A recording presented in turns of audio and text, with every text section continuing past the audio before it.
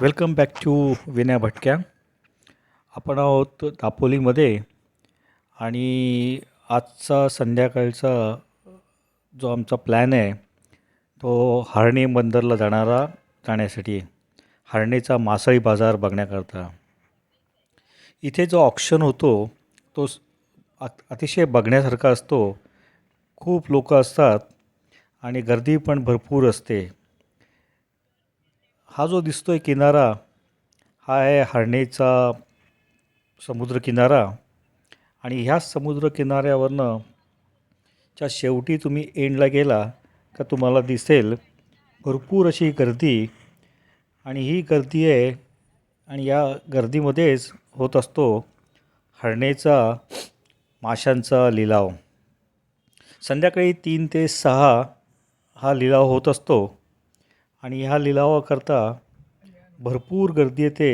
मोठे व्यापारी असतात, छोटे व्यापारी असतात, कोळणी असतात किंवा आपल्यासारखी जी माणसं तिथे पर्यटनाला आलेली असतात तीसुद्धा इथे हा लिलाव बघण्याकरता येतात आणि मासे खरेदी करण्याकरतासुद्धा येतात. प्रामुख्याने हा एरिया जो आहे इथे कोळी बांधवांचं वास्तव जास्त असल्यामुळे इथे मासेमारी हा एक प्रमुख व्यवसाय आहे. जवळजवळ आम्हाला सांगण्यात आलं की 500पेक्षाही अधिक छोट्या मोठ्या अशा बोटी, ट्रॉलर्स अशा इथे ह्या किनाऱ्याला असतात. आणि ही मंडळी कोळी बांधव आपले पहाटे लवकर निघतात. तो 500 होड्या जे सांगतो आहे. नंतर डिझेलचे कॅन, मासेहो ट्रक, वजन काटे, ट्रे अशी बरीचशी गोष्टी तुम्हाला ह्या किनाऱ्यावर बघायला मिळतील. कोळी बांधव सकाळी अर्ली मॉर्निंग पहाटेला समुद्रामध्ये जातात आणि साधारण दुपारी 3च्या सुमारास मासे जे मारलेले असतात ते घेऊन परत येतात. काय काय ट्रॉलर असतात मोठे ते तर 3-3, 4-4 दिवससुद्धा समुद्रात असतात आणि ते सुद्धा हे मासे घेऊन येतात.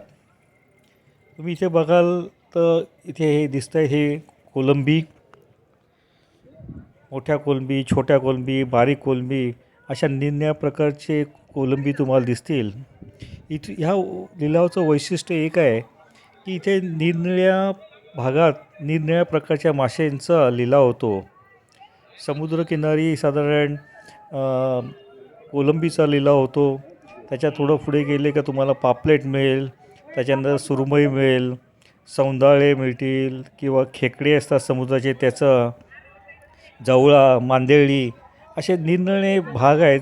त्या भागामध्येच तुम्हाला ही प्रकारची मासे मिळतील आणि त्याचा लिलाव मिळतो.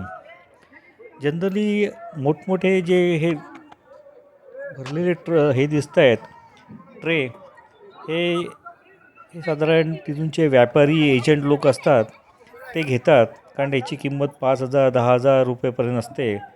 कारण ती साधारण आपल्या लोकांसारखा तर नसते. त्यामुळे हे व्यापारी लोक असतात किंवा मोठमोठे हॉटेलला पुरवणारे व्यापारी असतात ते हे लिलावामधनं माल उचलतात. त्याच्यानंतर छोटे जे असतात त्या कोळणी असतात त्यासुद्धा लिलावामधनं ह्या छोट्या छोट्या टोपल्या दिसत आहेत या लिलावामधनं कोळणी घेतात आणि नंतर मग कोळणी या रिटेलमध्ये आपल्या साधारण नेहमीच्या मार्केटमध्ये येऊन ते विकतात. आता हे दिसत आहेत हे मला वाटतं बोंबील आहेत. बोंबील ह्या एरियामध्ये शक्यतो मिळत नाहीत. बोंबील मिळतात ते अलिबागपासून ते पालघरच्या पट्ट्यामध्ये बोंबील मिळतात. त्याला बॉम्बे डक म्हणतात. तर ह्या इथे मिळतो तो जास्त करून बांगडा, सुरमई आणि हे जे बघतायत हे टोपल्या वाईजसुद्धा लिलाव असतो, मोठ्या कंटेनर वाईजसुद्धा लिलाव होतो. हे दिसत आहेत हे समुद्राचे खेकडे आहेत आणि याचासुद्धा लिलाव. तर मगाशी सांगितल्याप्रमाणे हे एजंट लोक असतात.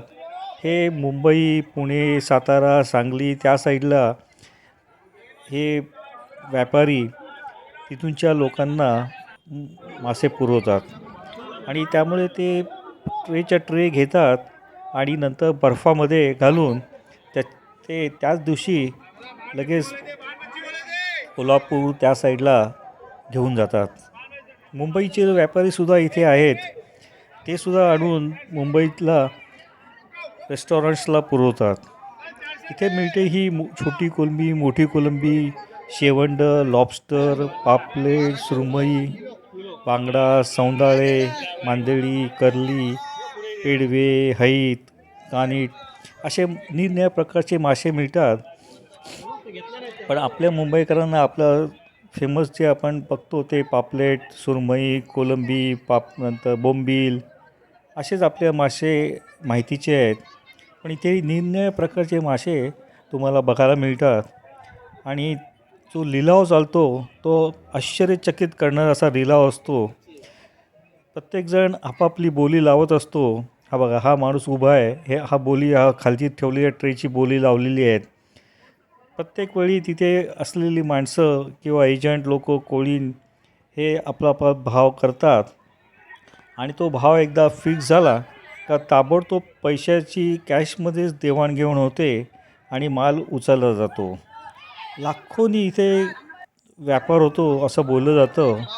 आणि आपल्याला म्हणजे आपण बघून हे आश्चर्यचकित होतो की काय प्रकारचा हा लिलाव चालतो, काय प्रकारचा व्यवहार इथे होत असेल आणि कसे चिठ्ठ्या चपाड्याच्या वरतीच हा धंदा चालतो.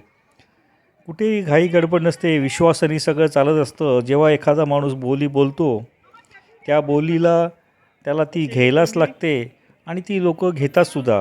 म्हणजे उगाच येऊन कुठे इथे टाईमपास करणारा माणूस तुम्हाला शक्यतो मिळत नाही. आता ह्या टोपल्या आहेत, ह्या टोपल्याचं 500 रुपयेच्या आसपास मिळतात. म्हणजे आपल्यासारखे जे पर्यटक येतात तर ह्या टोपल्यांमधनं ही कोलंबी पापलेट घेतात.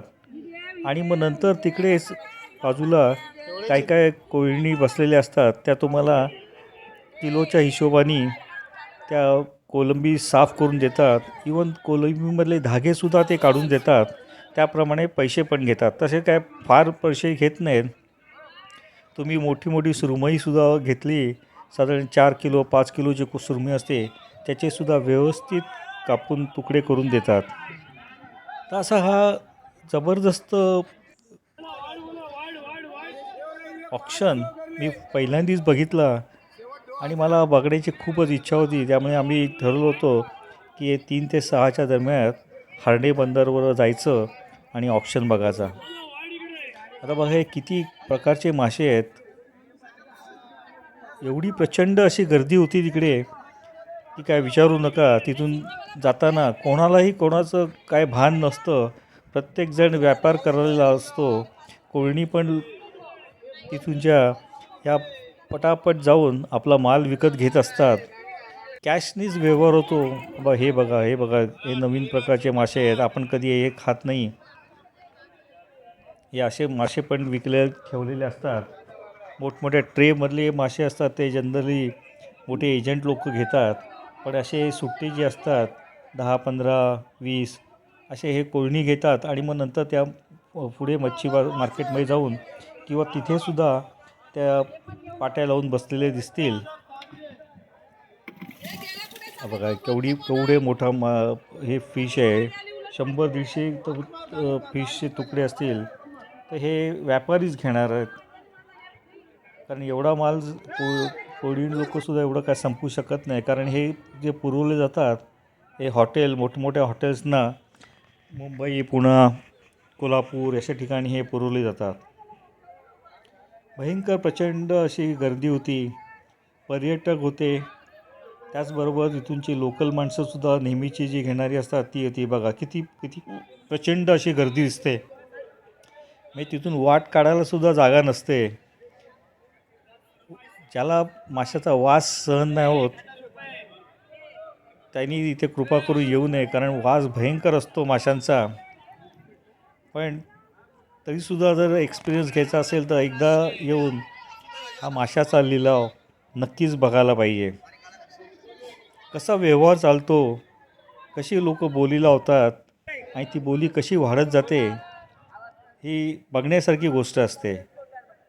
हे बघा, हे तर जिवंत मासे आहेत. अजून मोठाले मासे, काय नाव मला माहीत नाही आहे, पण हे अजूनही जिवंत आहेत. ह्याची बोली किती 1500 का 1200 काहीतरी लावलेली आहे. हे बघा, हे सगळे उभे आहेत, हे व्यापारी आहेत आणि ह्यांना पण बरोबर अंदाज असतो की कुठच्या माशाला किती भावपर्यंत आपण खेचत राहायचं. आता ह्या ज्या दिसत आहेत हे कोळणी, यांनी तिथूनच्या छोट्या छोट्या टोपल्या घेऊन आलेले आहेत आणि मग आता हे आपल्यासारख्या छोट्या मोठ्या गिऱ्हाईकांना विकण्याकरता ह्यांनी हा बाजार लावलेला आहे. हे बघा, इथे पुढे गेलं का तुम्हाला सुका मच्छीसुद्धा मिळते. कारण इथे गर्दी कमी दिसते, कारण इथे आपल्यासारखा माणूस इथे घ्यायला आलेला आहे.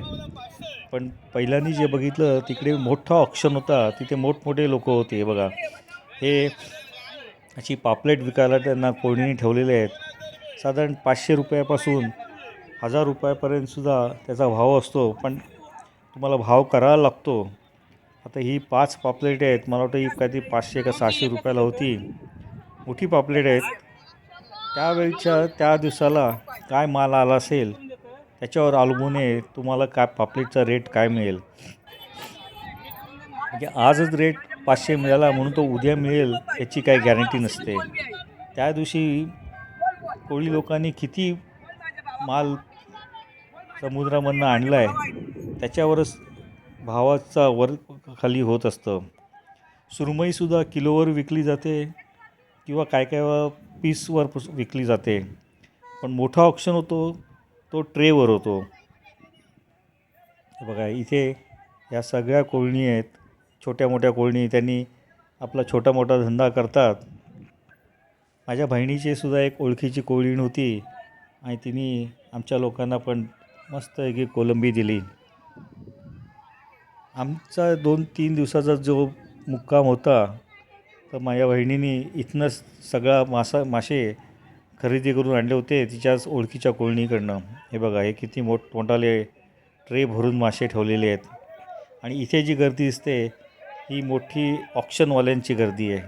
मागे जो दिसतो आहे तो हार्नेचा फोर्ट आहे आणि त्याच्याही पलीकडे दिसत आहेत ह्या मोठमोठ्या बोटी आणि ट्रॉलर्स लागलेले आहेत. तिथे दिसत आहेत ते ट्रक उभे होते, त्याच्यातनं माल लगेच शिफ्ट केला जातो.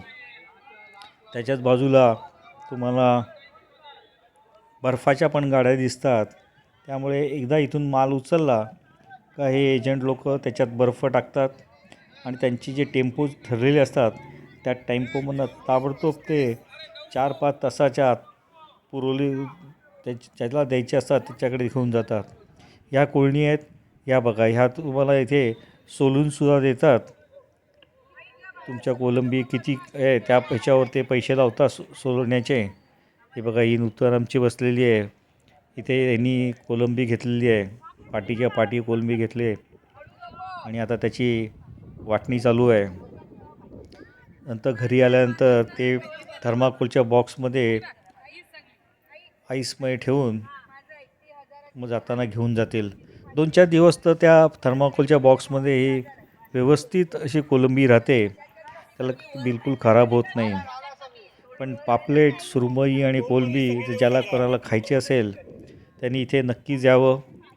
आपल्या घरात जाऊन घराकरता हार्नेचा मच्छीचा ऑप्शन जो आहे किंवा या रिटेल बायकांकडनं घेऊन धमाल करावी.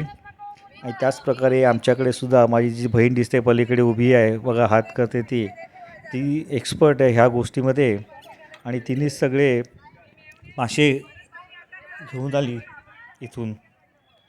आणि 3-4 दिवस आमची माशाची चंगल चालू होती. या तिच्या ओळखीच्या कोळणी आहेत, व्यवस्थित ती भाव करते. बघा, ती आता हिशोब पण चालू आहे तिचा. अशी माणसं तुम्हाला ओळखीची असतील आणि ती स्वतः तर काय जास्त खात नाही, सगळा हिशोब चालू आहे. हा बघा, छोटू तो पण आमच्याबरोबर होता, त्यांनी पण फिश हातात धरलेला आहे, त्याला पण नवीन होतं. हा बघा की मोठीच्या मोठी सुरमई त्यांनी हातात धरलेली आहे. पापलेट पण कच्चा अतिशय आवडीने हा मुलगा खातो. फिश म्हणजे तर जीव की प्राण आहेत. असा होता हा फिशचा ऑप्शन. कसा वाटला ते नक्की सांगा. Thanks for watching. Please subscribe my channel, like करा आता पुढचा घेऊन येऊ. तोपर्यंत bye bye and take care. Thank you.